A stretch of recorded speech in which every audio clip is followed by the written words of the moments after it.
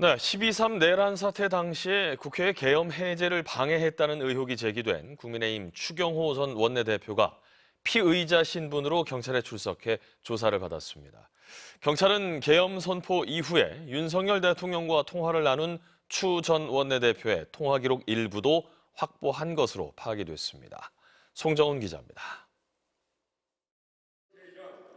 12.3 내란 사태 당시 국회 계엄 해제 요구안 표결에 참여한 국민의힘 의원은 18명뿐이었습니다. 추경호 당시 국민의힘 원내대표가 의원총회를 소집하며 국회가 아닌 국민의힘 당사로 모이도록 지시했기 때문입니다.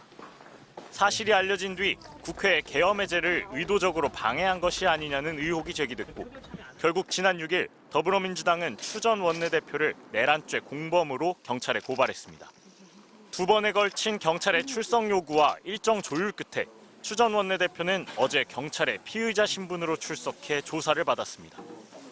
추 전 원내대표는 국회 통제를 이유로 들며 국회로 향하려던 의원들을 당사로 집결시켰을 뿐 아니라 정작 본인은 당시 국회 안에 머물고 있으면서도 표결에 참여하지 않았습니다.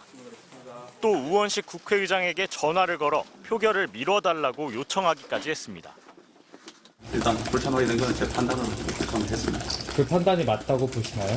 그거는 또 나중에 그렇게 판단을 한 것 이상 제가 드릴 말씀은 없습니다.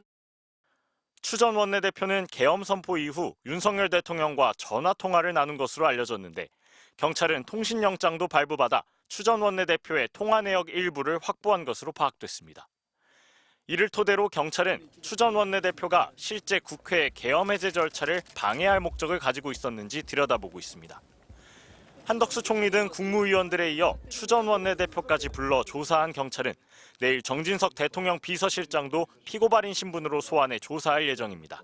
MBC 뉴스 송정훈입니다.